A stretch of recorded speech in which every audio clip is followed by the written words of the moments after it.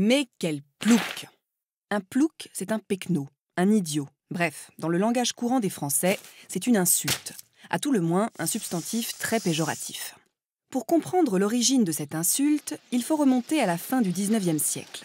Les paysans bretons n'arrivent plus à vivre de leurs terres. Bon nombre d'entre eux décident alors de partir pour se construire un meilleur avenir. Et comme le chemin de fer dessert désormais Brest, Nantes et Quimper, ils sont des milliers à prendre un aller simple pour Paris. À la veille de la Première Guerre mondiale, on estime que 200 000 Bretons sont installés dans la capitale. La plupart sont des gens rustres qui ne parlent pas français. Les Parisiens les regardent avec dédain et condescendance, mais ils constituent une main-d'œuvre bon marché qui accepte les tâches les plus ingrates. Les mieux lotis sont employés de maison. Les hommes jouent les cochers, tandis que leurs femmes ou leurs filles travaillent comme servantes. Il n'y a pas de bon bourgeois qui n'ait sa petite bonne bretonne. Quand on demande à ces Bretons d'où ils viennent, c'est toujours de Plou quelque chose. Plougastel, Plouganou, Plouguenast, Plougonvin, Plougonvert, Plouguerneau, Plounérin. Il y a en Bretagne, dans le Finistère et les Côtes-d'Armor, quelques 70 localités dont le nom commence par Plou, Plou signifiant simplement paroisse.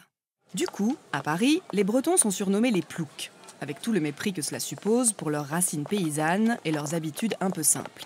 Ce mépris va être entretenu et renforcé par une héroïne de papier, Bécassine. En 1905, paraît un nouvel hebdomadaire pour fillettes, La Semaine de Suzette. Quelques jours avant la parution du premier numéro, un auteur fait défaut.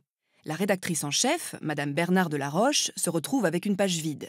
Elle a alors l'idée de raconter une bourde commise par sa petite bonne bretonne et de faire mettre cette histoire en images par un illustrateur de ses amis. Ainsi naît Bécassine.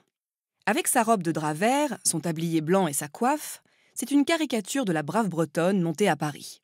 Elle est gourde à souhait, ce que souligne ce surnom de Bécassine. Si une bécasse est un charmant petit échassier, c'est surtout, dans le langage courant, une jeune fille totalement niaise. Bécassine rencontre un énorme succès. D'abord dans la Semaine de Suzette, puis en album, 27 albums, jusque dans les années 50. Ce sont donc plusieurs générations de petits Français qui vont grandir avec cette image de la paysanne bretonne. Brave fille, mais un peu stupide, à la fois simplette et candide, quoique roublarde. Bécassine confirme donc à la France entière que les Bretons sont des ploucs. Au bout d'un moment, on l'imagine, les Bretons ne supportent plus ce genre de caricature. Et c'est ainsi que Bécassine est victime d'un attentat.